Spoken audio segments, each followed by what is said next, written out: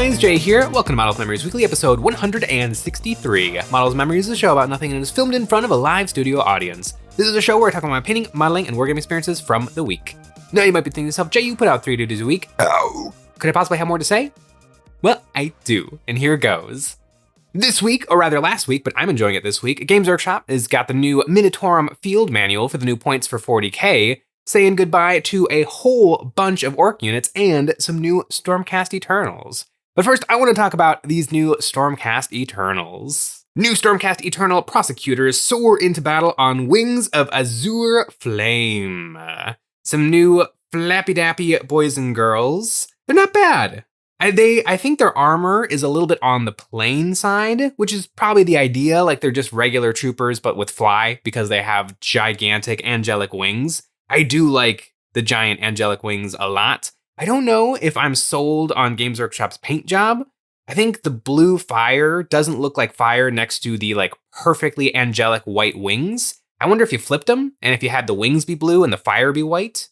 I think that would look a little bit more like object source lighting, but they look fine. They're gonna look really good, it's like hanging out around Yendrasta for the Stormcast Eternals. The one thing, I don't know necessarily how you do a better job. I don't know about the one toe touching the weirdly long piece of debris. It does totally help make them look like they're flying, but it's very like clearly, it's very clearly like we had to put a giant, very, very small pillar right here so that the model could stand up. I like it better than flying stands because flying stands are trash, especially the clear acrylic rods that Games Workshop uses that always have bubbles in them. And Games Workshop models are top notch, best of the best. But I would consider a flying stand with a bubble in it a miscast. I would consider that a flaw. And I should try because I have some. Oh, but I don't think I bought like a new kit that I still have the receipt for with a bubble in it. Because I would love to see if they would send me a new clear flying stand, even though I'm not even going to use it. I'm going to kit bash something. I just want to see if they would. Games Workshop customer service has always taken care of me when I've had problems. But I wonder if they would draw the line at, we're not sending you a new flying stand because of a bubble. It would be really interesting to run that little experiment. I think wherever you base your Stormcast, probably, I have a Stormcast army. Right now, they're just kind of in like a generic fantasy field.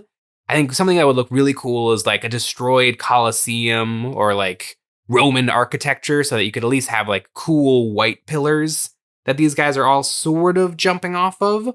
One way that's really clever that 40k figured this out is with the Sisters of Battle, not with the Purgation Squad or the Flying Squad, but Saint Celestine and her friends. They are all actually standing on their purity seals. A little springy and bouncy. They could have chunked up the purity seals, but that makes a lot of sense. If these cool cats had like really long banners or tassels that made it all the way to the ground, that might have been a much better way to actually get them posed a little bit more reasonably. It's still a little silly because you got to think about like when they're actually in combat, those are dragging a mile behind them on the ground.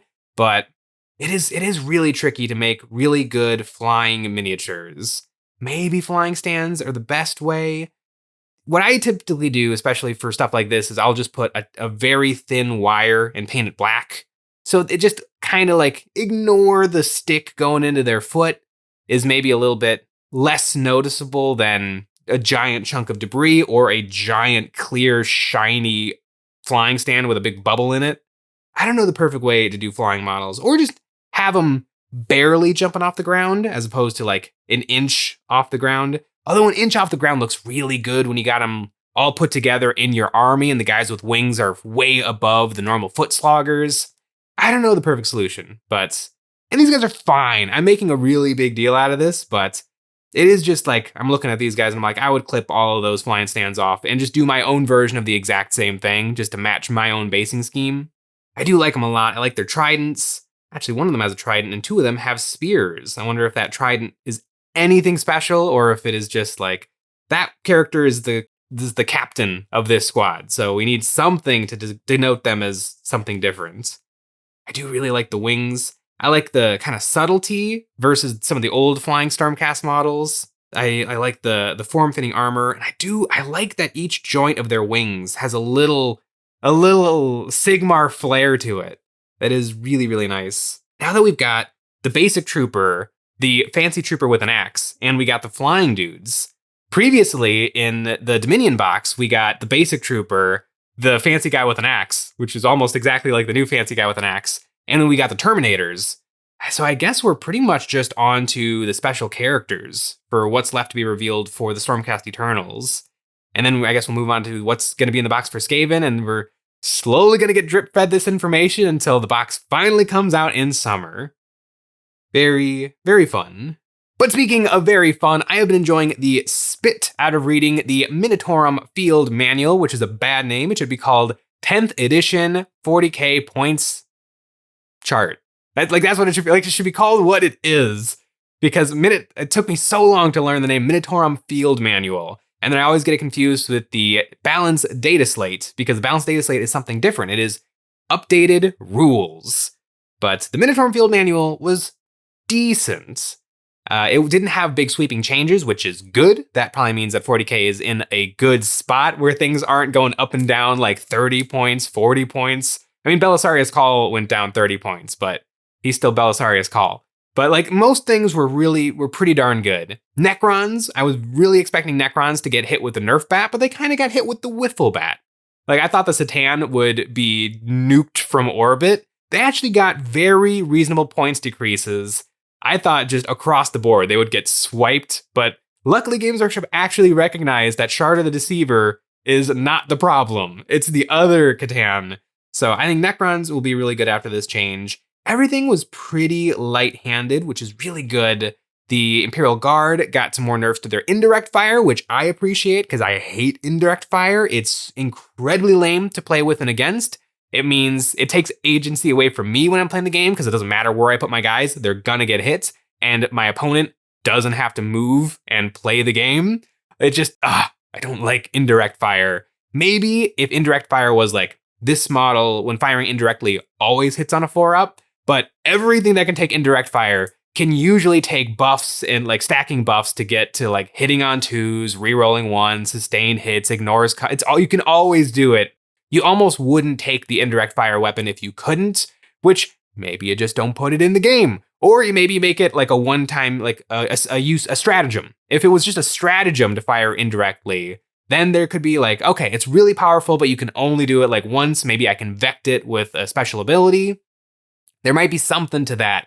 I think like Games Workshop kind of shot themselves in the foot a little bit when they released Aircraft into 40k in 6th edition, because Aircraft, realistically, what would happen with Aircraft in 40k is, you know, your miniatures look up for a second and they see a little airplane go, shoom, and that's it. That's all an airplane would be on the tabletop. But instead, we've got these gigantic models on gigantic bases that don't quite work. They don't have any objective control, so they can't do actions or mission. Like, they can't get you any points, winning, like victory points for the game. They have predetermined flight plans, so you know, you can do a 90-degree pivot and then you must move 20 inches, which is really hard to do with the like butter dish that each one of these vehicles actually sat upon. They can't come in until turn 2, which is really bad. Like, you want your big, cool damage-dealing airplane to be doing things all game long. And then the predetermined flight path means that you're probably only going to be set up for a great target turn 2 and turn 5. Or turn 5. Like, airplanes aren't great, and they've kind of been reduced in their damage out. Like, Games Workshop does not want you to play with airplanes. I think they should probably just make them normal vehicles and just have them operate like normal vehicles. I think that would probably be for the best. Maybe don't give them objective control, but like increase their firepower just a little bit. Also, tons of stuff have anti-fly, which is just perfect for like taking out flyers. So I think that would be just a good way to balance them and bring them back into the game in a somewhat reasonable way. And also, I think things with the keyword fly can assault, like can charge into close combat with other fly units. So I think I think they would actually work in the game really well if they just weren't flyers, if they were just normal vehicles. But where did this tangent start? Oh yeah, indirect fire. Yeah, Imperial Guard, the bummer for Guard and the indirect fire nerfs, which is kind of hilariously since the start of 10th edition. Like, start of 10th edition, 3 basilisks, nerfed. Okay, 3 Earthshaker cannon, carriage batteries, Nerfed. Okay, we'll take 3 Medusas. Nerfed. Like, they just keep switching from which indirect fire tank they want to bring, and then Games Workshop's like, oh no, we don't want that much indirect fire. But the detachment ability is specific to indirect fire. Like, their detachment ability, what is it? It's sustained hits on, is it lethal hits? It's either lethal or sustained if you stand still. 40k is a game where you really shouldn't stand still. Everything should be moving all game long, because even at 44 and 60 inches, the game board is pretty big and it's hard to move across it and gain points and like attack your enemy. So you should be always doing a lot of moving, but Imperial Guard, to take advantage of their army's ability, should not ever move. So hopefully they get a new detachment. Honestly, I hope everything gets a new detachment. I would hope, like, because the detachment is everything, which is why it's really frustrating that Tau and Adeptus Custodes only got 4 instead of 6 detachments like every other codex has gotten. The detachment makes the army. It's the fun, cool thing you get to build around, and I really like the detachment system. But currently, more than half of the armies only have their one basic detachment to play from, and not all of them are that much fun to play with.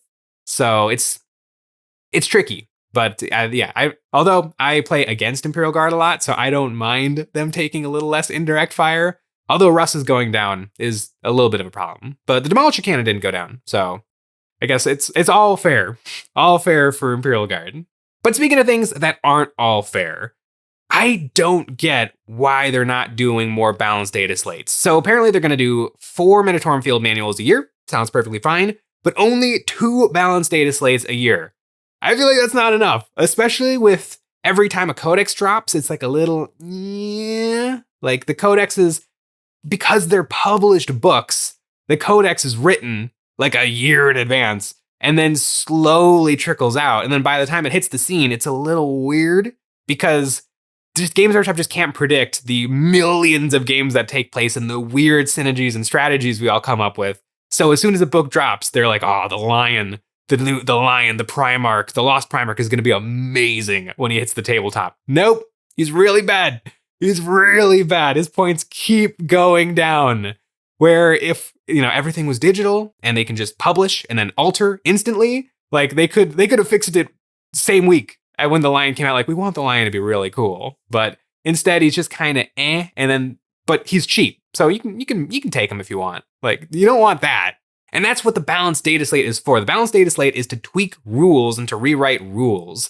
And Games Workshop is really stingy about writing rules. I mean, we already know they're stingy about writing rules because Codex Tau and Codex Adeptus Custodes only have 4 data sheets.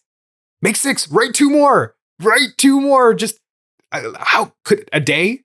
Like 1 day to write each one? Like, that's 4 days. That's somebody working 4 days to do that, so that everyone can have way more fun. And it's even worse for Tau and Custodes, because for Tau, one of those 4 detachments is for Kroot. So if you're a Tau player who doesn't care about Kroot, you only have 3 detachments. And if you're Custodes, one of those detachments is for Sisters of Silence. So if you're a Custode player who doesn't care about Sisters of Silence, you only have 3 detachments to work from. It's even beyond. So that's why Games Workshop is stingy with writing rules. But the balanced data slate is great because Games Workshop did such a good job with 10th, where they have your stat line. Your stat line is just numbers. It's everything this model is and can do. And then you get down to the weapons, and all of the weapons are individual. What they hit on, what they wound on. So you can easily change that. And they fixed Universal Special rules to be really simple. Like, I think Sisters of Battle Meltaguns should probably have lethal hits, because that's all they've got. It's all they've got for anti-armor.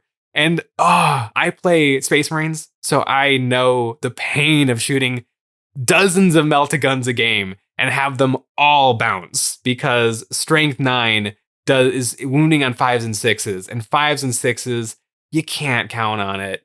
And if your whole army is counting on 5s and 6s to wound vehicles, it's just a bummer. And so, yeah, Sisters of Battle Melta weapons should have lethal hits, so that on the roll of a 6, you get a little bit lucky, you can bypass that 5 or 6 roll. That would be perfectly fine and so easy to do. Open up the script for Sisters of Battle Index, and then, Control F, Melta, and then just boom, boom, boom, boom, boom, give them all lethal hits. It would take minutes to do that change, but they won't do it. I don't understand why. The Tyranids are super pillow-fisted in close combat against, like, high toughness monsters and vehicles. It's a bummer. I want to Crusher Stampede my way across a field of tanks. But again, you're rolling those 5s and 6s and sometimes 6s to do that damage. You know, you're pounding on that tank and nothing's happening.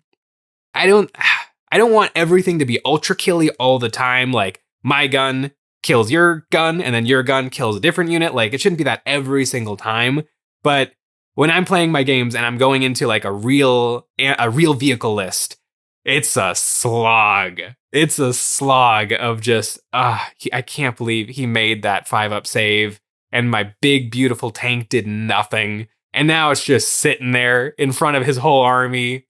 It's a little rough. And that's what a balanced Dataslate is for. It's for tweaks. It's for little changes, sometimes big changes, but really we're kind of far enough into 10th, like we're a year into 10th edition. So the changes aren't going to be big anymore. It's just little tweaking and tuning.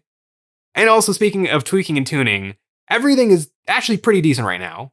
But unless you're an AdMech player, AdMech, the codex came out and your guys are a little wimpy and a little shrimpy. And so the points have just been free falling. If you're an AdMech player right now, you need a horde army to play AdMech, which is not the army. The army is like a little kind of an in-between Sisters of Battle and Imperial Guard, really more closer to Sisters of Battle, where your guys are good. You're a little bit more elite. You actually have quite a few elite infantry units. But right now, they don't do anything. And so you just take tons of Rust Stalkers, tons of Rangers. And I think people are just like, I could play the army that way, but I don't want to buy 7 boxes of Skitarii Rangers. That's not what I want to do. If you're a Guard player, that's what you do. If you're an Orc player, that's what you do. But if you're a Skitarii player, that's not what you want to be doing. And Games Workshop literally said in the article, we're working on rules for the AdMech. We dropped the points right now, just, to tide you guys over until whenever the heck we get to the next balanced data slate. So they're working on it, I guess. But it wasn't ready right now, and it won't be ready for like 2 months. Oh, AdMech. I mean, they're not like trash, but they should. Their rules don't reflect what the army that most people collected. Also, an interesting army that is just out there in the world, but doesn't seem to exist in the eyes of Games Workshop is Deathwatch. Deathwatch is really cool if you want to play techie Space Marines, where it takes you days to write your army list. Deathwatch is the faction. There's some really weird, wonky stuff you can do. You're like, I want to take an intercessor squad, but I really want to bring 1 Oculus Bolt carbine for the hit where you can designate which specific model the attack goes into. Like, you can do that with the Deathwatch. The Deathwatch didn't get any changes to their points, which seems crazy because they're not doing so hot right now. Their Terminators cost 35 more points than the basic Terminators. Also, balanced data slate Terminator, like Space Marine Terminators went down to 35 points or 75 points. Yes, please. I like that a lot. But Death Guard is still paying, I think, 220 points for their Terminators, which might be fair because Deathwatch Terminators can take from either Assault or Ranged Terminator squad, and they can take up to 3 heavy weapons. A squad of 10 Deathwatch Terminators with 6 Cyclone missile launchers. That's pretty spicy, but is it 30 points spicy? I don't know. Like, I want to play the Deathwatch just to see what an incredibly teched out Space Marine army can do on the board.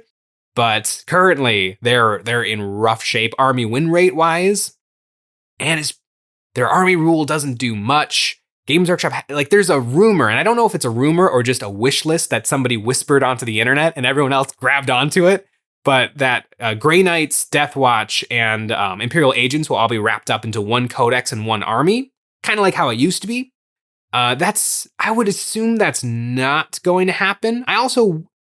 Grey Knights are kind of their own thing. I just read the Grey Knights. Well, I've reread the Grey Knights index this weekend, and there's some good juice in there. But I wouldn't want to see them mixed in too much with Imperial Agents or Deathwatch because then it would just become, you would just bring the bat, like I have an army of Grey Knights, which is just a whole bunch of, what's Kaldor Drago in the big baby carrier? What's the name of the big baby carrier? It's the Knight Tech Priest Walker Mech Robot Dread Knight. I'll take 3 Dread Knights and then 1 Grandmaster in Dread Knight armor, and then I'll take a whole bunch of Deathwatch Terminators, and then I'll take a whole bunch of Arbites Extraction Squad for my troops, and I'm just making this weird hodgepodge army that doesn't exist in 40k.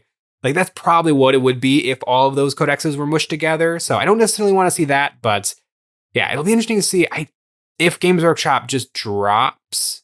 No, they wouldn't just drop.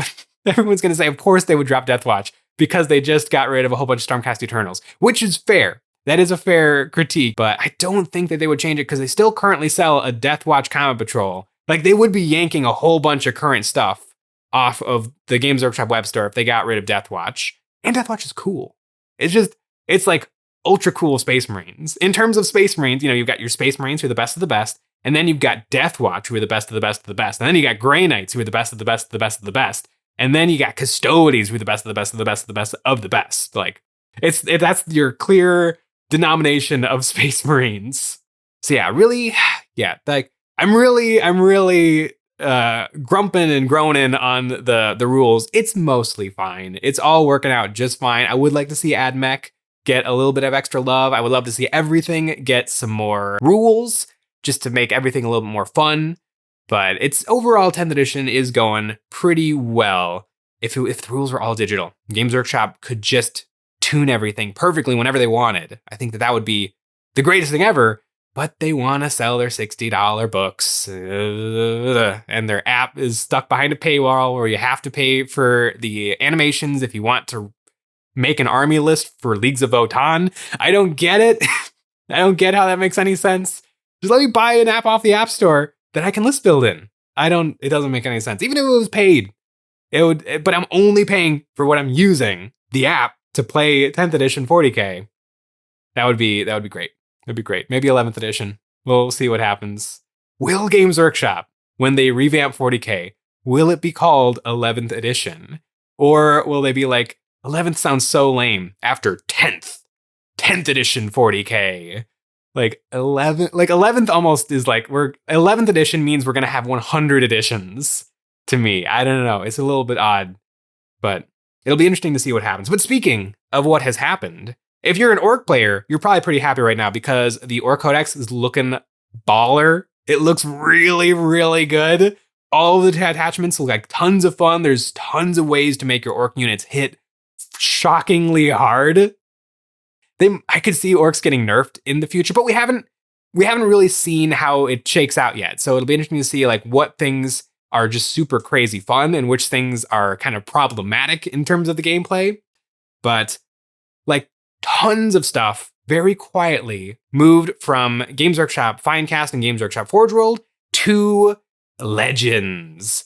And so, moment of silence for some of these Orc units. Some of them, who cares? I'm sure there's somebody out there with a Grot Mega Tank, but it's just run it as a battle wagon. It's about the same size. It doesn't matter.